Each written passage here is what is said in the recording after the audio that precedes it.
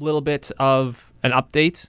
We're going to be shifting around the studio. This is the UMFM studio that we're recording in, that we are so thankful and lucky to actually be recording in and using all their equipment and bothering them all the time. Over the break, we've been rebranding a little bit, so we've had a bit of a time off, but we're back. We're back in full swing. We're hoping to do podcast episodes that are going to be releasing every Thursday or at least every other Thursday, just depending on how things line up, but just kind of coming out in correlation with the newspaper, since newspapers release on Wednesdays, episodes coming out on Thursdays. In case we're talking about anything, it gives the newspaper a bit of chance to hit everyone's eyes, and then we can kind of follow up and give some talks on some of the things going on around on campus and around just general Canadian news. Speaking of some Canadian news, the episode today we're going to be talking about the World Cup. World Cup's coming to Canada, North America specifically. We got places they're playing in Mexico, the States, here on our home, frozen wasteland of a country. Going to be a lot warmer when it happens. But to kind of help talk about that, we have one of our sports associates, Faiyaz. He's coming in here. He's helping us out with the episode. How you doing, man? I'm doing good. Thanks for having me on the show. Awesome. So first off, tell us a little bit about yourself and your role at the Manitoban. It's my second year as a sports reporter for the Manitoban. I usually end up writing one article or two for the newspaper weekly, and you've probably seen me at the Bison games. Yeah, catch you around on the field a few times. Yeah, nearby. Yeah. Nice. We're talking World Cup today. I know you have some opinions about it. One thing that before we get into like the nitty gritty of how they're coming to Canada, where they're playing, what the teams are like, you told me about the ticket lottery. Oh yes, I want you to tell me all about that. That is ridiculous in my opinion. But tell me all about it. Ticket prices are in 3 categories for USA and Canada. One is just below $400, around $370, I believe. I can't talk for taxes. And the second category is somewhere around $700, I believe. And the third category is around $1,000. Yeah.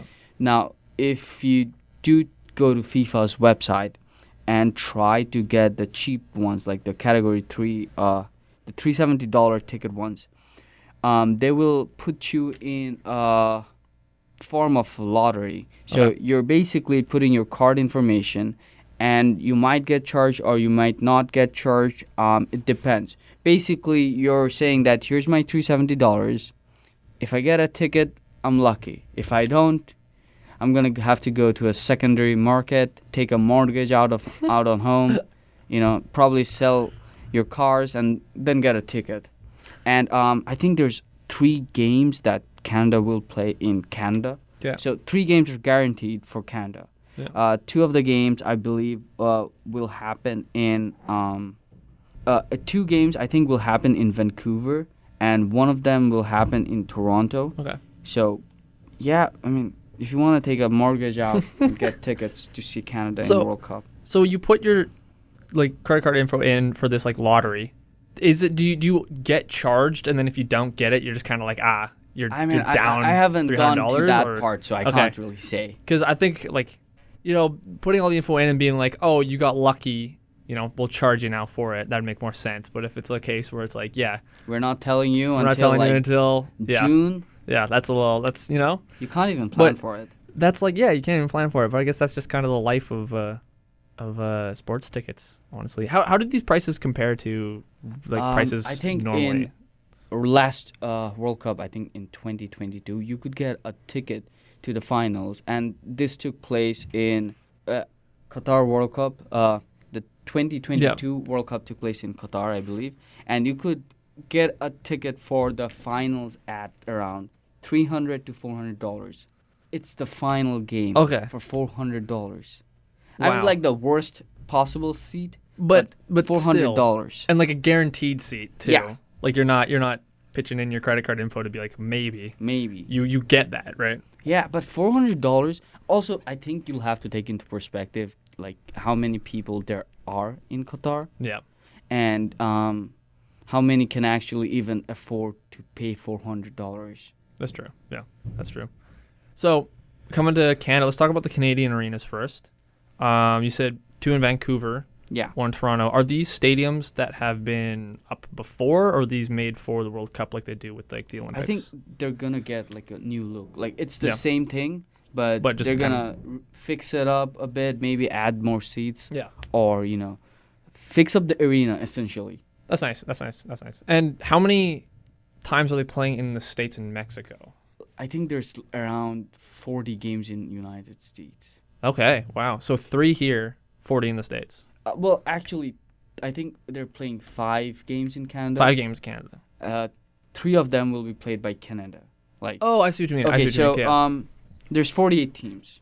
Yeah. Into 12 groups of 4. Yeah. So each group will have 3 games. So you can rank them 1, 2, 3, 4. Yeah. Right. So Canada, all the group stage matches for Canada will happen on Vancouver and Toronto. Yeah. So Canada, every team will basically play 3 games at least, and after that, if they qualify, they'll go into a round of 32. So Oh, okay. out of the 12 groups, the top 2 in each group are automatically So they move qualifying. on. So 24 teams, and the third best out of all the 12 groups, the third ranked, the top 8 of them will also go on to the round of 32. Okay. So you have 32 teams who are gonna play each other. After that, half of them will half of them will win, the other half will lose.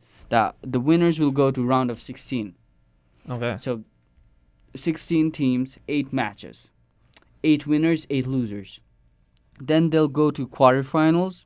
So you have 8 teams in quarterfinals, and out of that, 4 teams will win, 4 will lose. So now you go on to the semifinals where there's 4 teams. Yeah.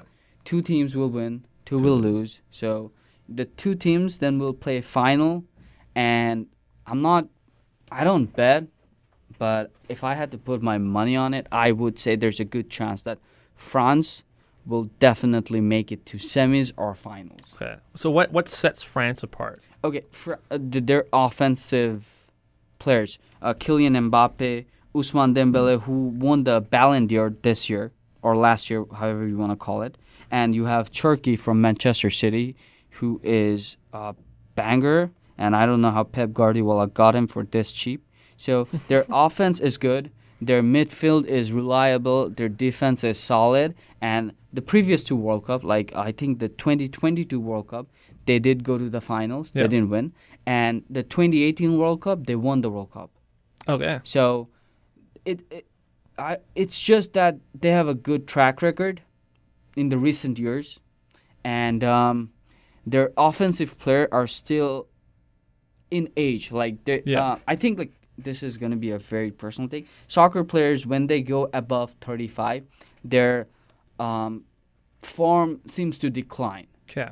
And the offensive player for the France haven't hit that age yet. Like the ones that I'm referring to, Cherki, Kylian Mbappe, and Ousmane Dembélé. Yeah.